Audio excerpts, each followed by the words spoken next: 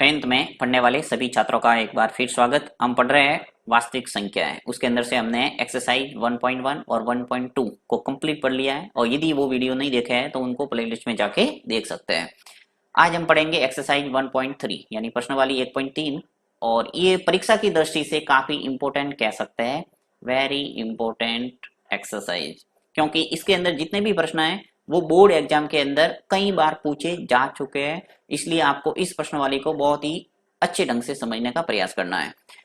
और साथ ही आपको कहना चाहूंगा कि ये प्रश्न एक मेथड आपने समझ लिया तो कोई भी प्रश्न आएगा आप उसके अंदर उस प्रश्नों को आसानी से कर पाएंगे। तो यहाँ पे देखिए, जैसे √5 का मैंने प्रश्न लिया है पहला पहला कि सिद्ध कीजिए कि √5 एक अपरिमेय संख्या है। यानी अपरिमेय संख्या सिद्ध करने वाली पूरी एक्सरसाइज है। इसके अंदर अलग अलग टाइप की आपको संख्या मिलेगी, आपको पूछा जाएगा कि सिद्ध कीजिए कि एक अपरिमेय संख्या है।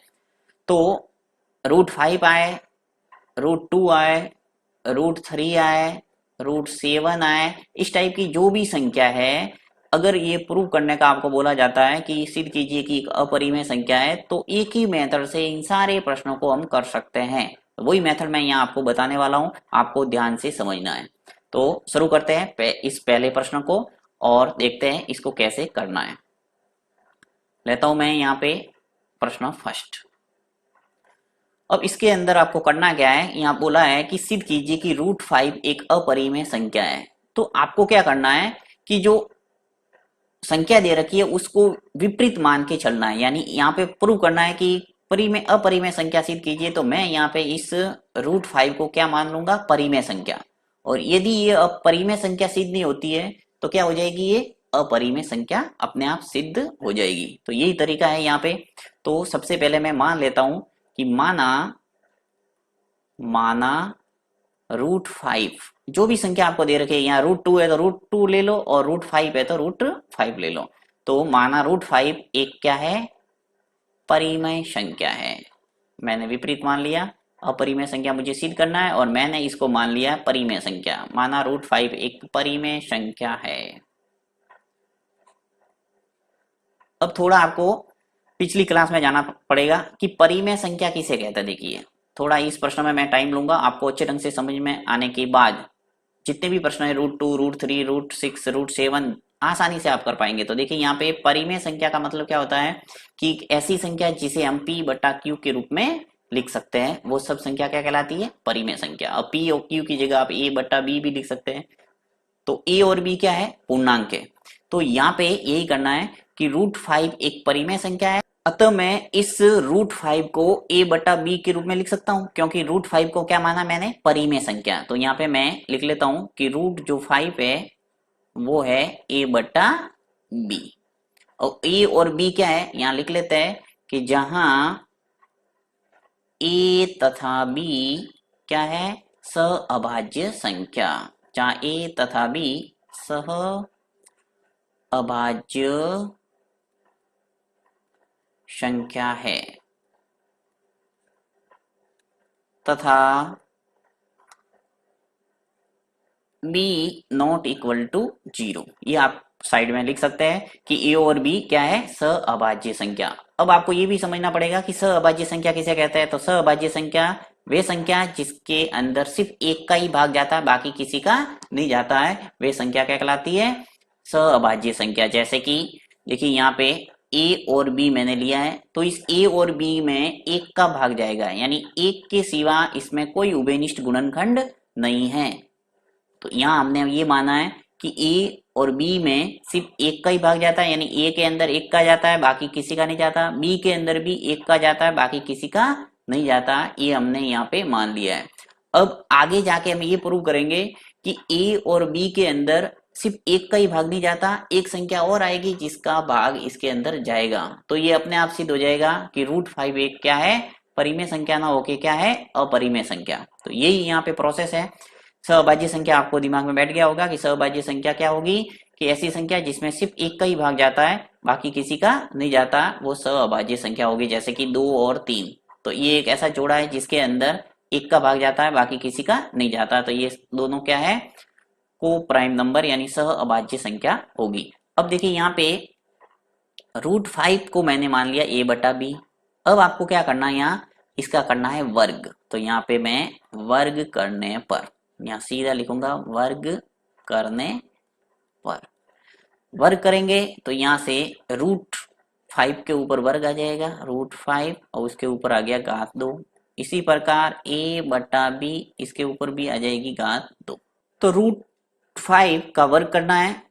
आपको पता है कि किसी भी रूट वाली संख्या का वर्ग करते हैं तो क्या आ जाता है, अंदर वाली संख्या यानी रूट है वो हट जाता है। तो सीधा मैं लिखूंगा 5। तो यहाँ पे देखिए a और b का वर्ग करना है तो आ जाएगा a² और b²। अब करना है आपको वज्र गुणन। तो वज्र गुणन का मतलब क्या होगा, यहाँ पे देखिए कुछ नहीं है तो आप 1 लगा सकते हैं समझने के लिए। अब b² का गुणा 5 से कर दो और 1 का गुणा a² से कर दो। तो यहाँ पे मैं 5 का गुणा b² से होगा और 1 का गुणा किससे होगा, a² से। तो यहाँ 5 का गुणा b² से होगा तो आ जाएगा 5b², और 1 का गुणा a² से होगा तो आ जाएगा a²। अब इसको मैं b² बराबर क्या लिख सकता हूँ, b² बराबर a² बट्टा 5, यानी गुणांक का भाग लगता है। अब समीकरण नंबर 1 इसका नाम लेना है। अब इस समीकरण 1 से क्या रिजल्ट निकला है वो आपको समझना है। देखिए ये जो a² है इसके अंदर ये 5 आ गया नीचे, इसका मतलब क्या हुआ कि a² में 5 का भाग जा रहा है, राइट। तो a² में 5 का भाग जा रहा है, इसका मतलब a में भी 5 का भाग जाएगा। अतः हम समीकरण 1 से क्या लिख सकते हैं कि a² है वो 5 से विभाजित है, इसलिए a भी क्या होगा, 5 से विभाजित होगा। तो यहां लिखूंगा चूंकि a² 5 से विभाजित है, 5 से विभाजित है, इसलिए जो a है वो भी क्या होगा, 5 से विभाजित होगा। आपको ध्यान होना चाहिए कि कोई संख्या है, अगर किसी संख्या से डिवाइड हो रही है तो उसका वर्ग भी क्या होगा, उससे विभाजित होगा। जैसे कि देखिए 2 है, इस 2 के अंदर 2 का भाग जा रहा है, एक बार जा रहा है, तो इस 2 का वर्ग होगा, यानी 2 का वर्ग करेंगे तो क्या आएगा, 4। तो 4 में भी 2 का भाग जाएगा, यानी 2 बार। तो कहने का अर्थ ये हुआ कि कोई संख्या का वर्ग किसी संख्या से डिवाइड है तो वो सिर्फ संख्या भी उससे डिवाइड होगी। तो यही मैंने लिखा है कि a² 5 से विभाजित है, तो a भी क्या होगा, 5 से विभाजित है, राइट। अब देखिए यहाँ पे मैंने क्या माना था कि a और b है वो क्या है, सहअभाज्य संख्या है। इसका मतलब क्या हुआ कि a और b के अंदर एक का ही भाग जाता है, बाकी किसी का नहीं जाता। यहाँ पे मैंने माना था, परंतु यहाँ आके ये प्रूव हो रहा है कि इस a है वो क्या है, 5 से भी तो विभाजित हो रहा है, यानी a के अंदर 5 का भाग जा रहा है। अब हम क्या करेंगे, बी के अंदर भी ऐसे का ऐसे ही प्रूव करेंगे। तो ये हमारी जो कल्पना है, जो हमने माना था कि √5 एक परिमेय संख्या है, वो गलत साबित हो जाएगा, और ये इसका प्रूव हो जाएगा कि √5 एक परिमेय संख्या ना होके क्या है, अपरिमेय संख्या। तो यही काम करना है, और इसके लिए हम क्या करेंगे, पुनः पुनः मान लेंगे, पुनः माना यहाँ पे जो a² बटा 5 आया है, तो a को मैं मान लेता हूं, जो a है उसको मान लेता हूं 5c। ये आपको हमेशा ध्यान रखना है कि यदि 5 वाला सवाल कर रहे हैं √5 वाला तो 5c मानना है, यदि 2 वाला सवाल कर रहे हैं तो 2c मानना है। अभी मैं आपको दूसरे सवाल लेके रिप्लेस करके सब बता दूंगा कि किस ढंग से आपको रिप्लेस करना है। तो देखिए यहाँ पे पुनः मैंने मान लिया कि a बराबर क्या है, 5c, जहां c है वो एक पूर्णांक है। यहाँ लिख लेना, जहां c क्या है, पूर्णांक। सी क्या है, पूर्णांक है। अब देखिए यहाँ पे मैं समीकरण 1 के अंदर a बराबर 5c रख लेता हूं। तो यहाँ लिखूंगा समीकरण 1 में रखने पर, समीकरण 1 मेरे पास है b² बराबर a² बट्टा 5। अब a के स्थान पर मुझे क्या रखना है, 5c। तो यहाँ लिख लेता हूं मैं b² बराबर 5c का स्क्वायर बट्टा 5, यानी a था वहां पे मैंने 5c है वो रख दिया। तो b² बराबर 5c का वर्ग करेंगे तो क्या आएगा, 25c² बाय 5। तो b² बराबर, यहाँ पे देखिए 5 का भाग 25 में जा रहा है, कितनी बार जाएगा, 5 बार। तो 5 से 25 कट गया, 5 बार, तो 5c²। अब इसको उल्टा करके लिख सकते हैं, 5c को यहाँ करके मैं ऐसे लिख सकता हूँ, 5c² आगे लिख सकता हूँ और b² पीछे लिख सकता हूँ, जिससे आपको समझने में आसानी रहेगी। थोड़ा इसको खिसकाता हूँ मैं,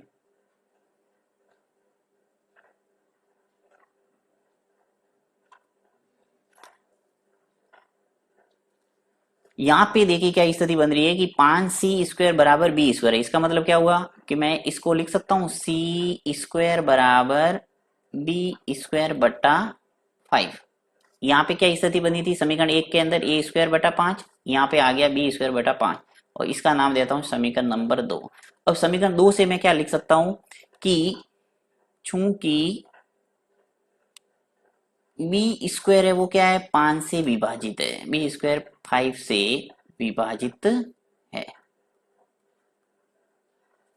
बी स्क्वायर 5 से विभाजित है, इसलिए बी क्या होगा, बी बी 5 से विभाजित होगा, विभाजित होगा। तो इस प्रकार हमने ये प्रूव कर दिया कि ए और बी के अंदर एक के अतिरिक्त एक संख्या और है जिसका भाग पूरा पूरा जा रहा है। इसका मतलब हमारी जो कल्पना है वो क्या हुई, असत्य हुई, हमने जो माना था वो गलत है। और ये √5 एक क्या है, परिमेय संख्या ना होके क्या है, अपरिमेय संख्या। तो आपको किस ढंग से अब लिखना है मैं थोड़ा आपको लिख के बता देता हूँ। देखिए यहाँ पे समीकरण आप मान सकते हैं इनको समीकरण नंबर 2, यहाँ पे मैं ये जो समीकरण फर्स्ट ले लेना और यहाँ पे इसको मानना है समीकरण नंबर 2। तो यहाँ पे समीकरण 2, क्योंकि इस पॉइंट से हमारे प्रूव हो रहा है कि ए के अंदर 5 का भाग जा रहा है, यानी ए 5 से विभाजित है। इसी प्रकार इसको मान लेता हूं मैं समीकरण नंबर 3 और ए जो है यहाँ पे इसको मानते हैं समीकरण नंबर 4। तो आपके जो समीकरण 2 है और समीकरण 4 है इनसे आपको लिखना है। देखिए समीकरण 2 है वो ये है कि a है वो क्या है 5 से विभाजित है, और समीकरण जो 4th है वो क्या कह रहा है कि b है वो 5 से विभाजित है। तो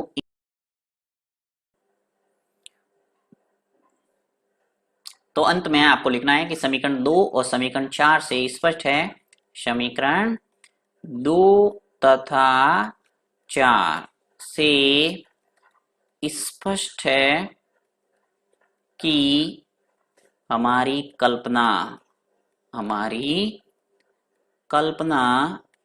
असत्य है। कौन सी कल्पना, यानी कि हमने जो माना था कि √5 क्या है एक परिमेय संख्या है, वो हमारी कल्पना है वो असत्य साबित हुई और √5 एक क्या है हुई अपरिमेय संख्या। तो यहाँ पे यही लिखना है कि समीकरण 2 तथा समीकरण 4 से स्पष्ट है कि हमारी कल्पना है वो असत्य है और √5 एक क्या है अपरिमेय संख्या, अपरिमेय संख्या है। तो इस ढंग से आपको प्रूव करना है। अब मैं आपको बता देता हूं कि √2 है तो क्या करना है, √3 है तो क्या करना है। देखिए यहाँ पे बहुत ही ईजी है, ये का ये मेथड आपको सब में इस्तेमाल करना है। तो देखिए यहाँ पे जैसे ही सवाल आ गया आपके उदाहरण के अंदर काफी ऐसे प्रश्न दे रखे हैं √2 और √3 वाला, तो आपको इस ढंग से करना है। ये जो √5 है तो आ गया मान लो आपके √2, तो क्या करेंगे आप, √2 आ गया तो ये जो √5 माना है वहां पे आप लिख देना √2। तो मैं आपको लिख के बता देता हूँ यहाँ पे, यहाँ करेंगे आप √2, क्या करेंगे √2 वाला आता है तो √2 करना और √3 वाला आता है तो √3 करना है, ठीक है। बाकी वो का वो लिखना है, माना √2 एक परिमेय संख्या है अतः √2 यहाँ पर भी आ जाएगा √2 बराबर a बटा b, जहाँ a और b सहभाज्य संख्या है, जहाँ b नॉट इक्वल टू 0 है। अब वर्ग करना है, वर्ग करेंगे तो यहाँ पे √5 का वर्ग हो रहा है, वहां पे हो जाएगा √2 का वर्ग और यहाँ पे 2/1 आ जाएगा और अंत में आपकी स्थिति जो आएगी यहाँ पे a² बट्टा 2, यानी जहाँ 5 है वहां आ जाएंगे 2, ठीक है। बाकी आप प्रोसेस देख सकते हैं। फिर यहाँ पे क्या लिखेंगे कि हमने a² है वो 5 से विभाजित है लिखा है, वहां पे आपको लिखना है कि a² है वो 2 से विभाजित होगा, यानी 5 की जगह आ जाएंगे 2। a² 2 से विभाजित है इसलिए a है वो क्या है 2 से भी क्या हो जाएगा विभाजित। अब 2 है तो 2 आएंगे और 3 है तो 3 आएगा।